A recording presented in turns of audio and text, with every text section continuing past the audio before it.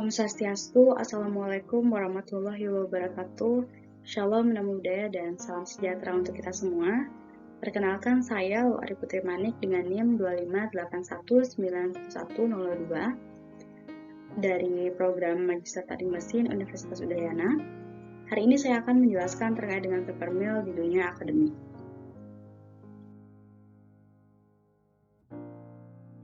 Pertama-tama ada baiknya jika kita mengetahui apa itu paper mill.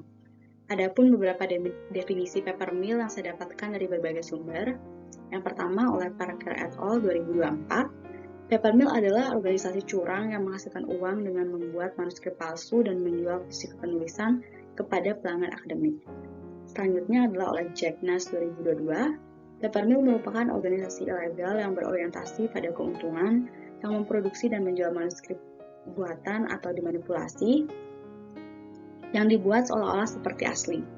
Lalu kemudian oleh Rasis et al. 2023, paper mill adalah organisasi tidak resmi yang menyediakan template manuskrip, hipotesis, data palsu hingga ke penulisan makalah melalui proses pre-review yang curang.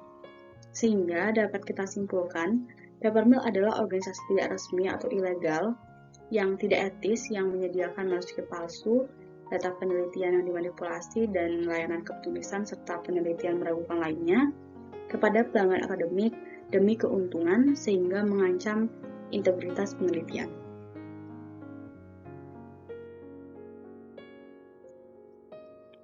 Lalu bagaimana cara mengidentifikasi paper mill ini? Adapun beberapa ciri-ciri paper mill dapat dilihat pada tabel berikut ini. Yang pertama yaitu paper mill sering menggunakan template atau pola yang sama, baik dalam judul, struktur, format, maupun diagram yang digunakan. Lalu yang kedua, menggunakan citasi yang tidak sesuai dengan topik atau menyimpang dari topik yang dibahas dalam jurnal ataupun manuskrip. Yang ketiga, permintaan untuk penambahan penulis baru setelah naskah diterima atau direvisi. Yang keempat, DOI yang tercantum tidak terhubung ke artikel manapun. Yang kelima, publikasi tidak terindeks dalam basis data manapun, misalnya seperti Scopus, Web of Science, atau database akademik lainnya. Yang keenam, alamat email para penulis tidak sesuai dengan format email institusi. Saya mendapatkan informasi terkait dengan contoh dari paper mill di dunia nyata, yaitu oleh Bapak Yasser Fakri Mustafa dari Fakultas Farmasi Universitas Mosul, Irak. Beliau ini merupakan seorang dekan. Kecurigaan ini bermula dari lonjakan duplikasi yang tidak wajar. Pada tahun 2008 hingga tahun 2019, beliau ini umumnya hanya publikasi jurnal itu 1-2 artikel per tahun atau bahkan tidak sama sekali. Tetapi pada tahun 2022, beliau ini berhasil menerbitkan 120 artikel dalam setahun. Tentunya ini merupakan perbedaan jumlah yang sangat signifikan dan tidak wajar, sehingga dilakukan penyelidikan jurnal-jurnal dengan beliau sebagai penulis, dan ditemukan beberapa jurnal merupakan paper mill dan telah di-retracted atau ditarik dari publikasinya. Salah satunya adalah dari Journal Analytical and Bioanalytical Chemistry dengan judul Recent Advances on Application of Immunosensing System based on nanomaterial for CF15 tree breast cancer biomarker detection. Editor telah mencabut artikel ini karena hasil investigasi dari penerbit menunjukkan adanya bukti manipulasi kepenulisan. Kontribusi dari beberapa penulis yang tercantum tidak dapat diverifikasi sehingga editor tidak lagi memiliki kepercayaan terhadap isi artikel tersebut.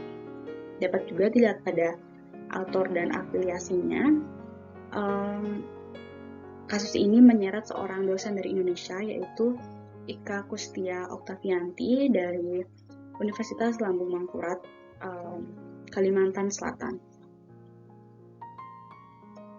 Hal janggal lainnya adalah adanya autor dengan rumpun ilmu yang tidak berkaitan dengan topik penelitian, seperti Maria J. Catalan Opulencia dari College of Business Administration dan juga Rui Diaz dari School of Business and Administration.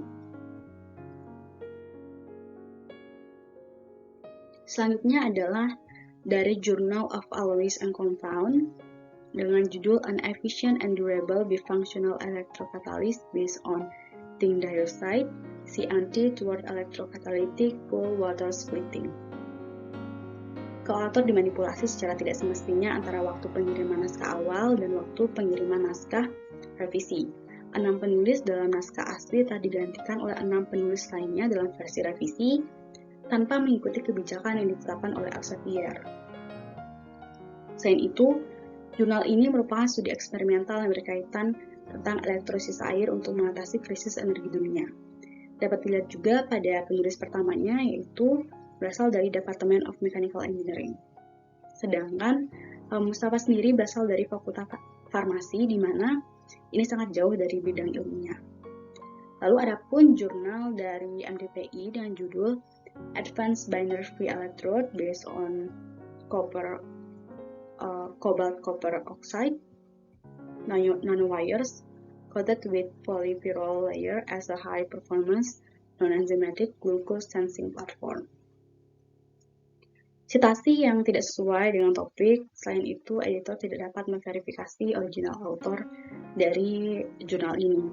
Selain itu, sama seperti sebelumnya, ada pun author dengan rumpun ilmu yang tidak sesuai dengan topik penelitian. Di antaranya yaitu berasal dari Department of Botany dan juga Department of Environmental Science and Engineering. Kemudian dapat dilihat juga penulis yang berpartisipasi dari berbagai negara, yaitu dari Saudi Arabia, Pakistan, Rusia, Irak, Spain, Taiwan, dan juga dari Indonesia.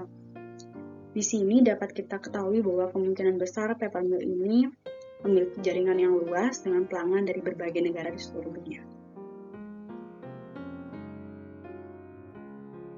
Kemudian tentunya peppermill ini memberikan dampak negatif.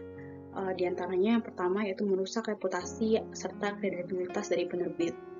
Lalu yang kedua, menghambat kemajuan ilmiah di berbagai bidang.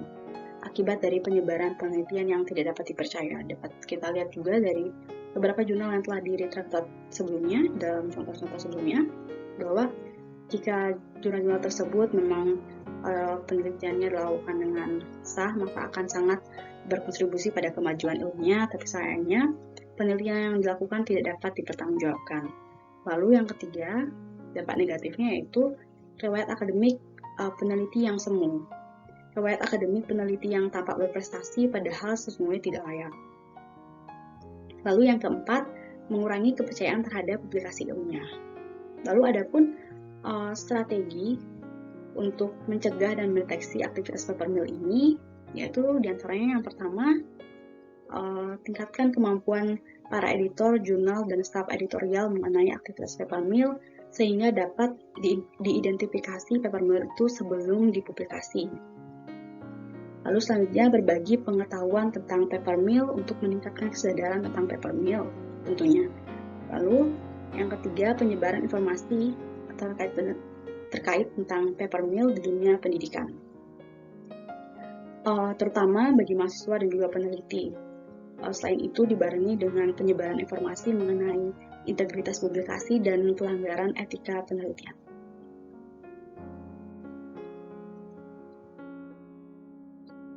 Lalu berikutnya adalah referensi yang saya gunakan pada presentasi hari ini. Baik, sekian penjelasan yang dapat saya sampaikan terkait dengan peppermill di bidang akademik. Saya berharap melalui penjelasan tadi dapat menambah wawasan dan juga kesadaran terkait dengan peppermill, bukan hanya pengetahuan, tetapi juga mencegah penggunaan peppermill terutama di lingkungan akademik. Sekian yang dapat saya sampaikan, terima kasih dan sampai jumpa.